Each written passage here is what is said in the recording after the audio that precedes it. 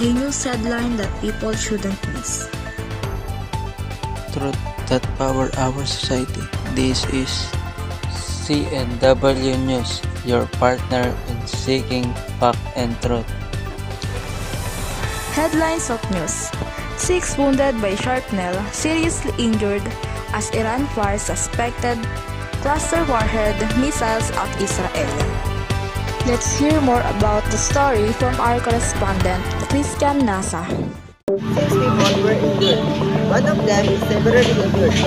A two impact sites in central Israel following an Iranian ballistic attack that apparently used a cluster warhead. On Sunday afternoon, the 6 salvo of day targeting Israel. Thank you, Christian Nasa. Up next, death of Khamenei seen as Iran Berlin Wall moment. Iran experts believe the symbolism of Ayatollah Ali Khamenei death is overwhelming and the regime to fill the power vacuum. Let's hear the story presented by our correspondent, Kim Serrano. The death of Ali Khamenei, Iran's supreme leader for nearly 4 decades, in an Israel missile strike and raising fear of a major political turning point in Iran. Analysts say it could become a Berlin Wall moment for the Islamic Republic. Thank you, Kim. That's it for our world news. Now, let's move with our national news. Philippines orders energy cut in response to Middle East war. Let's hear more about the news from our correspondent, Christian Nasa. Philippines has ordered government office to reduce energy use as fuel price a surge amid the Middle East conflict. President Ferdinand Marcos Jr. directed agencies, state, universities, and local government to cut fuel consumption by at least 10%, limit air conditioning to no lower. Thank you, Christian. Let's now go with sports news on CNW. AAA Sports Update. Female coach Diego Salak win on International Women's Day at UAAP Women's Volleyball. On International Women's Day, female coach Regine Diego and Tina Salak made strong statement in the UAAP Season 88 Women's Volleyball Tournament.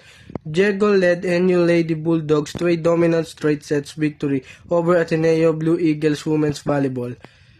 Team improving to 5 wins in 6 games. The rookie coach said she hopes to inspire more women to succeed in the country's male-dominated coaching industry. Meanwhile, Salak guided the FEU Lady Tamoraus to a straight sets win against the up-fighting Maroons women's volleyball team, extending their winning streak to 3 and moving them to solo 3rd place in the standings. Both coaches highlighted the growing opportunities for women in sports and hope their success will inspire future generation of female leaders in Philippine basketball. PBA stars light up Candon setting stage for interviewing Commissioner's Cup. Stars of the Philippine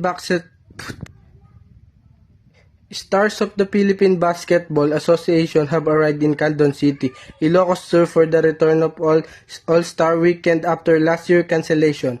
Veteran and first-time All-Star will headline the event, including Japet Aguilar and JB Bahayo, who said being selected as an All-Star fulfills a dream of playing at the highest level. Reynam Batak also earned his first All-Star NOD after 9 seasons in the league.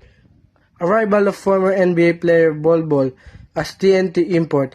Teams like TNT and Converge are expecting to challenge defending champion San Miguel Beermen in the new conference. This is CNW News. Kalen Biato. Thank you, Kalen. Up next, let's go with our Annex News. Hermosa National High School Annex. One of the most important people who helps keeps the school clean and organized is the utility workers. Every day, the school utility staff work hard to maintain cleanliness in classroom hallways and comfort room to ensure a safe and comfortable environment for students and teachers. One example is the school utility workers who start the day early by sweeping the surrounding and collecting trash during break time and lunchtime. The utility worker check different areas of the school to make sure they remain clean after classes. The utility workers water the plants and make sure the school grounds are tidy before going. Student and teacher appreciate the effort and dedication of the utility staff. Because of their hard work, the school remains a clean and pleasant place for learning. Hello po, Tita Cor. Good morning. Meron po ako mga ilang katanungan po. Una po, ano-ano po ang iyong mga pang-araw-araw na Kim, harap ka dito. Bilang utility worker sa pangalanan po. Una-una, check muna ang comfort room. May mga dumi, may mga napkin o mga anti-liners, mga ganun, di ba? Tapos, check yung paligid, may mga plastic water, plastic, may mga halaman, garden, yun, everything, yun yung ginagawa. Pangalawa po, anong oras ka po karaniwang nagsisimula sa trabaho mo bawat araw? 7 o'clock. Kasi pumapasok na ako, 6:30, mga ganun, 7, 7:30. Kasi bago mag-alas 8, kailangan kapag. Pero talaga ang oras ng pasok namin, alas 8 talaga. Kaya lang, maga ako mapasok para matapos maaga ng trabaho. Last po, Tita Cor. Ano po ang mga hamon na inyong nararanasan habang pinaninindigan malinis ang paaralan? Unang-una yung hamon dito sa eskwelahan. Kasi pagka hindi mo ginawa ang tungkulin mo bilang utility, may posibilidad na matanda ka sa trabaho. Pangalawa, magkakaroon ka ng punishment. Pangatlo, magkakaroon ka ng memo dahil sa kung mahal mo ang trabaho mo, dapat mag-posibilidad natin sa eskwelahan. Sige po, Tita Cor. Salamat! Thank you, Kim. Let's now go with your weather update under CNW Weather News. According to the latest report from Pag-asa, most part of the country will experience partly cloudy to cloudy skies, with possible isolated rain shower and thunderstorm, specifically in the afternoon and evening. In Luzon, including Metro Manila and nearby provinces, the weather will be generally warm during the morning, with chance of rain in the afternoon.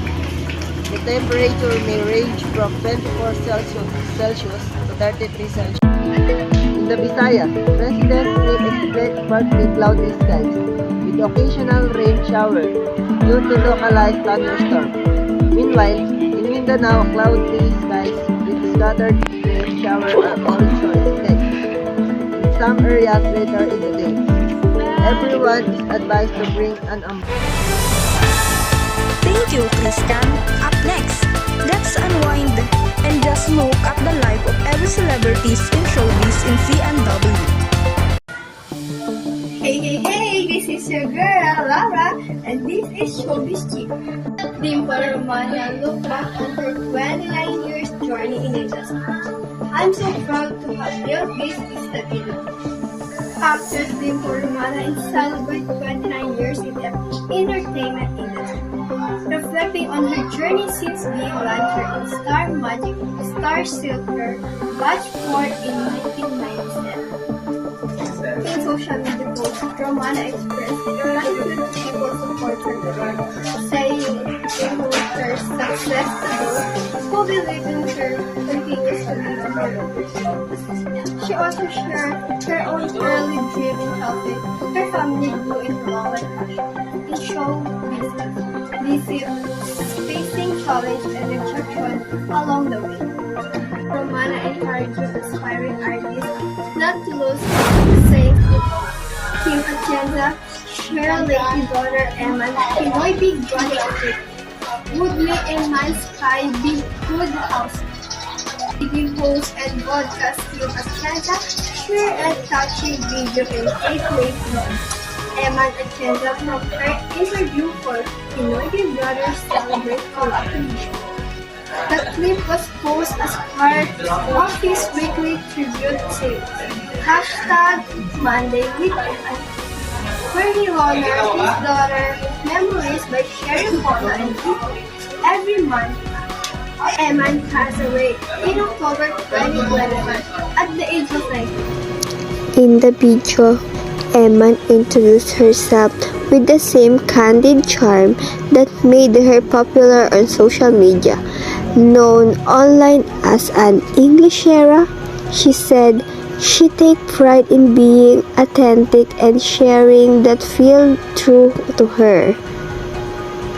She also spoke about her passion of mental health advocacy, revealing that her personal experience inspired her interest in studying psychology and helping improve mental health resources in the Philippines. When asked what could make her interesting housemate in Bahay ni Kuya, Eman joked that her inability to speak Tagalog may be fun, that her outgoing personality would help her thrive in the house. Several celebrities including Clavy Garcia and Ann Curtis responded to the post, saying Eman would have been a memorable and lovable housemate. And that warm-ups the story making headline today.